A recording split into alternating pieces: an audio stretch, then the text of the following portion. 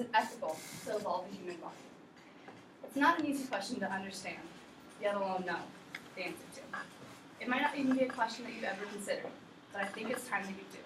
Because right now we are very close to being able to do such a thing through the use of technology and genetically engineering our DNA.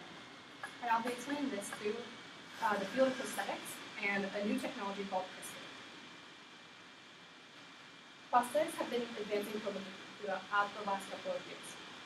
Hugh Hare predicts the elimination of the majority of physical disabilities by the end of the 21st century in his research paper titled Replaceable Youth, where he claims that we have never been more replaceable.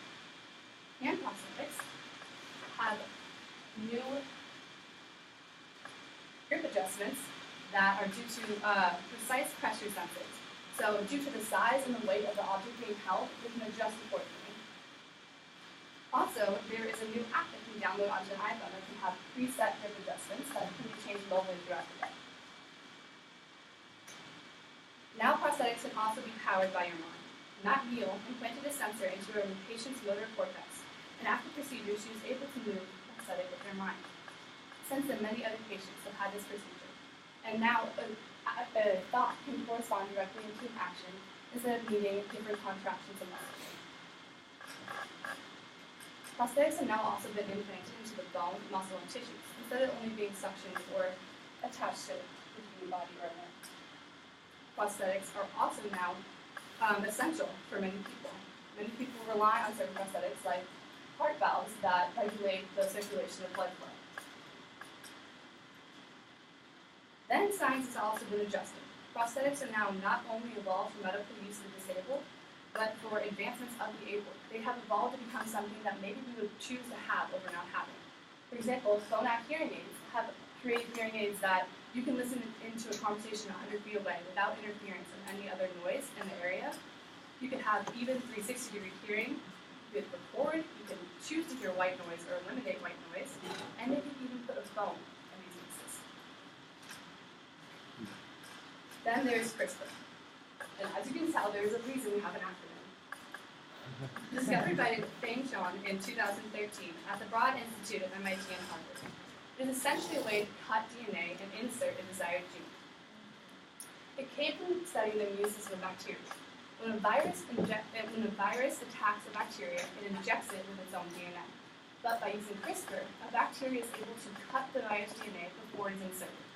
Now we can use the same process to genetically alter our DNA. Many cases have been done in experiments with CRISPR. Jenner Doohan led an experiment in 2015 that focused on the change of hair color in mice.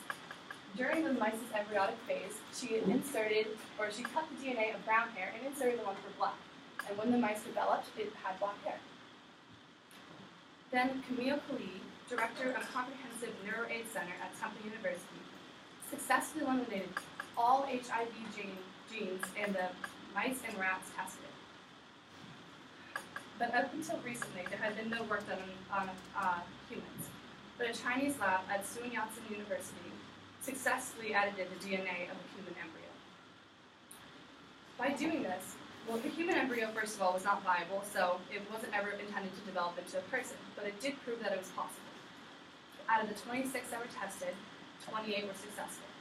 So this is not a reliable method, but more and more labs are working on human embryos as we speak. And in a couple of years, it will be reliable, and my question will be able to work. Essentially, we can create designer babies with 20/20 vision or perfect pitch hearing.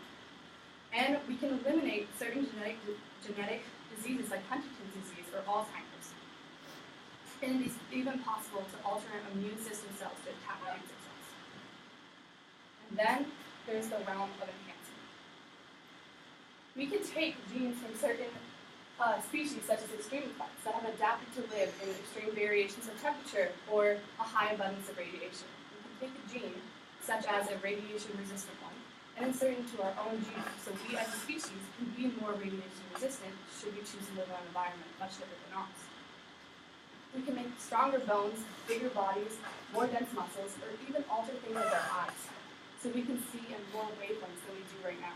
We can see in colors that we can't even comprehend, or see in the ultraviolet or infrared light. But this is a slippery slope. Because once you edit the DNA, it is a permanent change that will be passed down to the offspring. And there can be no consent offered because this is done to a human in embryonic phase. But the truth is, we potentially have the power to genetically engineer the human race. Now, I know this can be scary and overwhelming and intimidating, but we are getting the tools together that we can alter ourselves, both technologically and genetically. We can manipulate, enhance, and better our species. And now back to my first question. Is it ethical to evolve a human body? And I'll leave you on a final note. If you could perfect yourself,